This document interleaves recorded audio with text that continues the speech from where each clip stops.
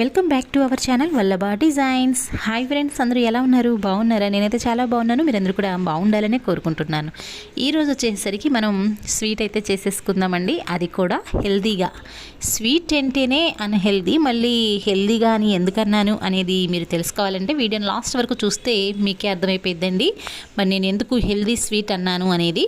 దీనిలో మనం చాలా తక్కువ ఇంగ్రీడియంట్స్, కేవలం మూడు పదార్థాలతో ఈ స్వీట్ని అయితే చేసేసుకోవచ్చండి. ముందుగా వచ్చేసరికి నేను మీకు కప్పు చూపించాను కదా, ఆ కప్పుతోటి 2 కప్పుల వరకు నేను ఇలా అటుకులను అయితే తీసుకున్నానండి. దీనికి వచ్చేసరికి మీడియం సైజులో ఉన్నటువంటి కొబ్బరికాయలని తీసుకుని పగలకొట్టేసి ఇలా చిన్న చిన్న పీసెస్గా అయితే కట్ చేసుకున్నాను. వీటిని అయితే మిక్సీ పట్టుకుని తగినంత వాటర్ పోసుకుంటూ మిక్సీ పట్టి కొబ్బరి పాలను అయితే మనం తీసుకోవాలండి. అటుకులను వచ్చేసరికి కొంచెం లైట్గా ఫ్రై చేసుకోండి. ఇష్టం లేదు అనుకున్నట్లయితే డైరెక్ట్గా మిక్సీ పట్టి పౌడర్లా కూడా చేసుకోవచ్చు, ఏం కాదు. నేను కొంచెం ఫ్రై చేసేసుకుని ఆ తర్వాత అయితే మిక్సీ పట్టేసేస్తున్నానండి. చూస్తున్నారు కదా, ఇలా మెత్తగా పౌడర్ లాగా చేసుకోవాలి. మనం ఆల్రెడీ కొబ్బరి పాలని రెడీ చేసి పెట్టుకున్నాను కదా. కొబ్బరి పాలకు వచ్చేసరికి నేను దాదాపుగా ఒక 3.5 వరకు ఈ కొబ్బరి పాలు అనేవి వచ్చినాయండి నాకు. ఈ కొబ్బరి పాలల్లోకి ఈ మిక్సీ పట్టినటువంటి అటుకుల పౌడర్ని వేసి బాగా మిక్స్ చేయండి. ఉండలు అనేవి కట్టుకోకుండా చేతితో అయినా లేదా గరిటతో అయినా సరే బాగా మిక్స్ చేసుకోవాలి, ఉండలు అనేవి లేకోకుండా. ఇప్పుడైతే మీకు పలచగా కనిపిస్తుంది, కానీ ఇలా గరిటతో మనం తిప్పేసేసి ఒక 5 మినిట్స్ మూత పెట్టి పక్కన పెట్టాము అంటే సాఫ్ట్గా ఈ కొబ్బరి పాలని అటుకుల పౌడర్ ఉంది కదా, అది బాగా అబ్జర్వ్ చేసేసుకుంటుందండి. ఒక 5 మినిట్స్ బాగా మిక్స్ చేసేసిన తర్వాత 5 మినిట్స్ మూత పెట్టి పక్కన పెట్టేసేయండి. ఈలోపు స్టవ్ వెలిగించుకుని పాన్ పెట్టేసేసి మనం అటుకులు తీసుకున్న కప్పుతోటి నేను 1.5 కప్పుల వరకు బెల్లాన్ని కూడా తీసుకున్నాను. మీరు స్వీట్ కొంచెం ఎక్కువ తినే అలవాటు ఉన్నట్లయితే బెల్లమే కాబట్టి ఇంకొక 1/4 కప్పు 1/2 కప్పు అయినా వేసుకోవచ్చు, ఏం కాదు. దీనిలో ఒక 1/4 కప్పు వరకు నేను వాటర్ని మిక్స్ చేసేసి బెల్లాన్ని అయితే కంప్లీట్గా మెల్ట్ చేసేసుకోవాలండి, బాగా కరిగించేసేయాలి. చూస్తున్నారు కదా, బెల్లం అనేది బాగా కరిగిపోయింది. పాకం రావాలి అని ఏమీ లేదండి దీనికి. వంట రాని వాళ్ళు కూడా ఈజీగా చేసుకోవచ్చు. ఇప్పుడు చూస్తున్నారు కదా, కొబ్బరి పాలని బాగా ఈ అటుకుల మిశ్రమం అనేది బాగా పీల్చుకుని చక్కగా థిక్గా అయిపోయిందండి. ఇప్పుడు దీన్ని వచ్చేసరికి కరిగించాం కదా బెల్లాన్ని, అది మనం దానిలోకి వేసేసుకుని మరొకసారి బాగా ఈ బెల్లం పాకము ప్లస్ ఈ అటుకులు కొబ్బరి పాల మిశ్రమంలో కలిసిపోయేలాగా బాగా ఒకసారి ఉండలు కట్టుకోకుండా గరిటతో తిప్పుతూనే ఉండాలండి.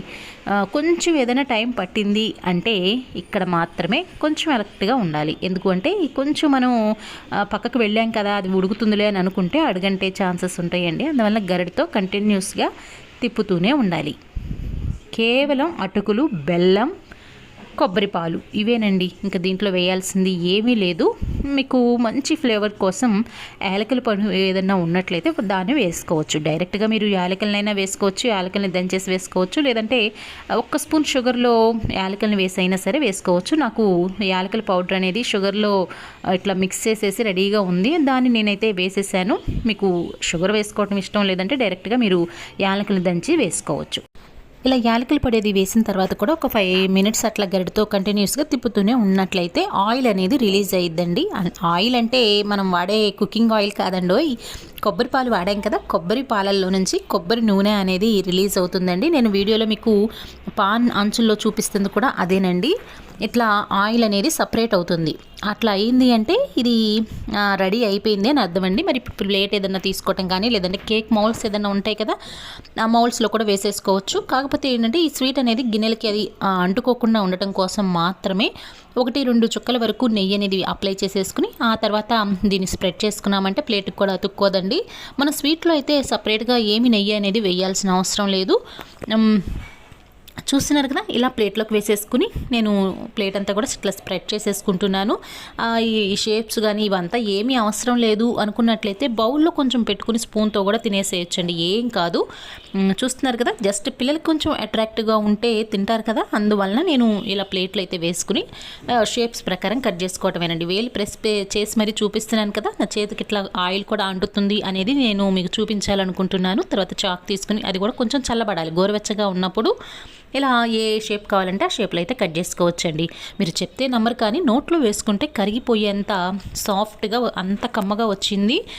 మరి మీరు తప్పకుండా ట్రై చేయండి. మరి ఇలాంటి పాతకాలపు రెసిపీలని మన పిల్లలకు కూడా ఇంట్రడ్యూస్ చేసినట్లయితే వాళ్ళు కూడా హ్యాపీగా ఫీల్ అవుతారండి. ఎప్పుడు బయట కొనుక్కొచ్చి పెట్టే ఆ స్వీట్స్ కంటే ఇవి హెల్దీయే కదండి. దీంట్లో మనం ఎటువంటి షుగర్ కానీ, నెయ్యి కానీ, నూనె కానీ, పంచదార, మైదా ఇలాంటివి ఏవి వాడలేదు కాబట్టి నేను హెల్దీ స్వీట్ అని చెప్పానండి. కేవలం 3 పదార్థాలు. ఆ 3 కూడా మనం అప్పటికప్పుడు వెళ్ళి కొనుక్కొచ్చుకోవాల్సిన అవసరం కూడా లేదు. అటుకులైనా, కొబ్బరైనా, బెల్లమైనా ఇవి ఇంట్లో ఉండేవే కదా, మనం సపరేట్గా కొనాల్సిన అవసరం కూడా లేదు. కాబట్టి తప్పకుండా మీరు ఈ రెసిపీని ట్రై చేయండి. అంతేకాకుండా ఇంట్లో పెద్దవాళ్ళు ఎవరైనా ఉన్నట్లయితే వాళ్ళకి ఈ రెసిపీ తెలిసే ఉంటుందండి. ఎందుకంటే ఇది పాతకాలపు వంట కదా, మరి ట్రెడిషనల్ వంట కాబట్టి వాళ్ళని ఒకసారి మీరు అడిగి తెలుసుకోండి. అట్లా వాళ్ళకి ఎవరికైనా తెలిసిన వాళ్ళు ఎవరైనా ఉన్నట్లయితే ఈ రెసిపీ గురించి తప్పకుండా కామెంట్ చేయండి. ఈ రెసిపీ మీకు నచ్చిందని అనుకుంటున్నాను. నచ్చినట్లయితే లైక్ చేయండి. మరి కొంతమందికి ఈ వీడియోని అయితే స్ప్రెడ్ చేయండి. చూస్తున్నారు కదండి, ఒక్క ముక్కతో అయితే మీరు ఆగరండి నోట్లో పెట్టుకున్నాక. మరి తప్పకుండా ట్రై చేయండి. ఇలాంటి మరిన్ని వీడియోస్ కోసం మన ఛానల్ని అయితే సపోర్ట్ చేయడానికి సబ్స్క్రైబ్ చేసేయండి. ఈరోజుకి ఇదే వీడియో, రేపు మరో చక్కటి వీడియో మీ ముందుకు తీసుకొస్తాను. అంతవరకు సెలవు. Thank you.